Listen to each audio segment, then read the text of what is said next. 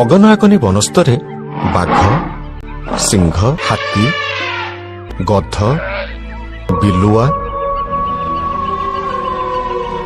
ଠେକୁଆ ଇତ୍ୟାଦି ପ୍ରାଣୀ ରହୁଥିଲେ।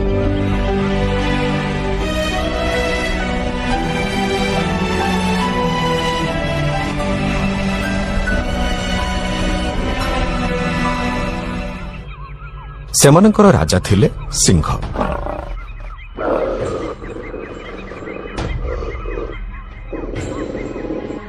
ସିଂହ ମହାରାଜ ଥିଲେ ପ୍ରବଳ ପ୍ରତାପୀ ଆଉ ବତ୍ରାଗୀ।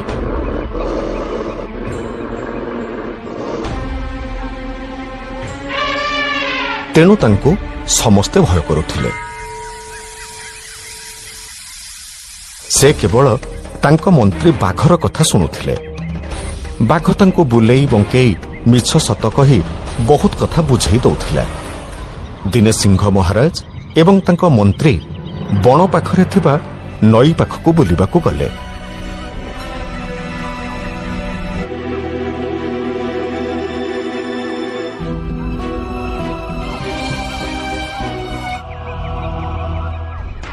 ମହାମନ୍ତ୍ରୀ, ଆଜ୍ଞା ମହାରାଜ। ଆଚ୍ଛା, ଏ ନଈଟା କୁଆଡେ ଯାଇଛି? ମହାରାଜ, ଏଇଟା ଏମିତି ଆମ ବଣର କୂଳେ କୂଳେ ପୂର୍ବ ବନସ୍ତରେ ଯାଇ ପହଞ୍ଚିଛି। ତା ମାନେ ପୂର୍ବ ବନରେ ଥିବା ପଶୁମାନେ ବି ଏଇ ପାଣି ପିଉଥିବେ। ଆଜ୍ଞା ମହାରାଜ। ତାହେଲେ ଗୋଟିଏ କାମ କର, ଏଇଠି ଏଇ ଜାଗାରେ ବନ୍ଧ ପକେଇ ଦିଅ, ଯେମିତି ପୂର୍ବ ଦିଗକୁ ଆଉ ପାଣି ନ ଯାଇପାରିବ। ହେଲେ ମହାରାଜ, ମତେ ବୁଝେଇବାକୁ ଚେଷ୍ଟା କରନି।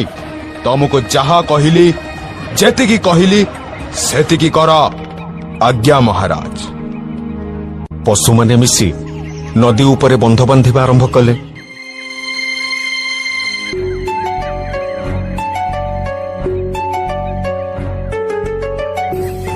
ବନ୍ଧ ବନ୍ଧା ସରିବା ପରେ ପାଣି ଆଉ ଆଗକୁ ନ ଯାଇପାରି ବଣ ଭିତରେ ପଶିବାକୁ ଲାଗିଲା।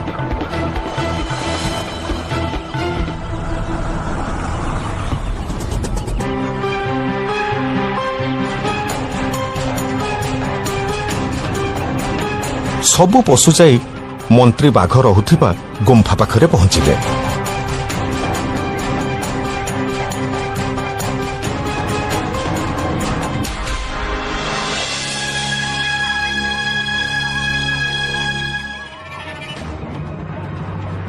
ଆଜ୍ଞା, ଆମେ କଣ କରିବୁ? କୁଆଡେ ଯିବୁ? କାଇଁ କଣ ହେଲା କି? ଆପଣ ତ ସିଂହ ମହାରାଜଙ୍କ କଥା ମାନି ବନ୍ଧ ବାନ୍ଧିବା ବ୍ୟବସ୍ଥା କରିଲେ, ଆଉ ଏବେ ଦେଖନ୍ତୁ ପରିସ୍ଥିତି କଣ ହେଲା। ପାଣି ଆଗକୁ ନ ଯାଇପାରି ସମସ୍ତଙ୍କ ଘରେ ଆସି ପଶିଲାଣି। ଓ ଆଜ୍ଞା, ଆମେ ଏବେ କଣ କରିବୁ? କୋଉଠି ରହିବୁ? ହଉ, ତମେ ମାନେ ବ୍ୟସ୍ତ ହୁଅ ନା, ଧୈର୍ଯ୍ୟର ସହ ଟିକେ ଅପେକ୍ଷା କର। ଆଜି ରାତିରେ ମୁଁ ତାର ବ୍ୟବସ୍ଥା କରୁଛି। ଦିନ ସରି ରାତି ହେଲା। ମନ୍ତ୍ରୀ ବାଘର ଚିନ୍ତା ବଢି ଚାଲିଲା। ସେ ଅନେକ ସମୟ ଧରି ନିଜ ଗୁମ୍ଫାରେ ଚିନ୍ତା କରିବା ପରେ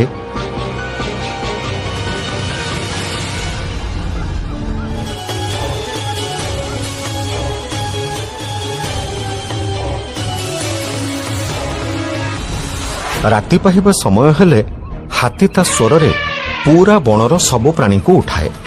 ବାଘ ହାତୀ ପାଖରେ ପହଞ୍ଚିବା ବେଳକୁ ରାତି ପାହିବାକୁ ଆଉ ଅଳ୍ପ ସମୟ ବାକି ଥିଲା।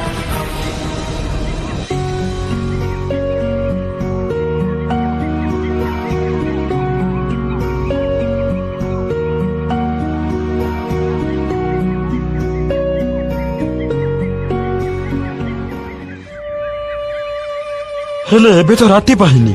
ପାର୍ଟି କରିବି ଯଦି ସମସ୍ତେ ଉଠି ପଡିବେ, ଆଉ ମହାରାଜ ଜାଣିଲେ ତ କଥା ସରିଯିବ। କିଛି ହବନି, ତମେ ମୋ କଥା ମାନି ଏତିକି କାମ କର। ହଉ ଆଜ୍ଞା।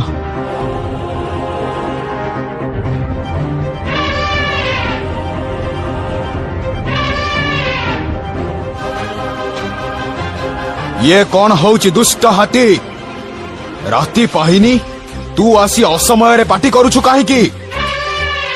ମହାରାଜ, ଏଇଟା ତ ରାତି ପାହିଯିବାର ସମୟ। ହେଲେ କଣ? ସୂର୍ଯ୍ୟ ଦେବତା ପୂର୍ବ ଦିଗରୁ ଆସନ୍ତି ନା ଆମେ ଯେହେତୁ ପୂର୍ବ ବଣର ପଶୁମାନଙ୍କୁ ପାଣି ଅଟକାଇ ଦେଇଛୁ ମତେ ଲାଗୁଛି ସେଥିପାଇଁ ସେ ସୂର୍ଯ୍ୟଙ୍କୁ ଅଟକାଇ ଦେଇଛନ୍ତି କଣ ତାଙ୍କର ଏତେ ସାହସ ମହାମନ୍ତ୍ରୀ ଯୁଦ୍ଧର ପ୍ରସ୍ତୁତି କର ନିଶ୍ଚୟ ମହାରାଜ ହେଲେ ମହାରାଜ ମୁଁ କଣ କହୁଥିଲି କି ସେମାନଙ୍କ ସହିତ ଗୋଟେ ସୌଦା କଲେ କେମିତି ହୁଅନ୍ତା କି ସୌଦା ଆମେ ସେମାନଙ୍କ ଉପରେ ଦୟାକରି ପାଣି ଛାଡି ଦିଅନ୍ତେ ଆଉ ସେମାନେ ସୂର୍ଯ୍ୟ ଦେବତାଙ୍କୁ ଛାଡି ଦିଅନ୍ତେ ଏମିତି କଲେ ହୁଅନ୍ତାନି ସୌଦାଟା ତ ମନ୍ଦ ନୁହଁ ଠିକ ଅଛି ମହାରାଜ ଆପଣ ଯାଇ ବିଶ୍ରାମ ନିଅନ୍ତୁ ବାକି ବ୍ୟବସ୍ଥା ମୁଁ କରିଦେବି ସୂର୍ଯ୍ୟ ଉଦୟ ବେଳ ହୋଇଥିବାରୁ ସୂର୍ଯ୍ୟ ଉଦୟ ହୁଅନ୍ତି। ଅନ୍ୟପଟେ ବଣର ପଶୁମାନେ ଯାଇ ନଈ ଭିତରେ ବନ୍ଧକୁ ଭାଙ୍ଗି ଦିଅନ୍ତି।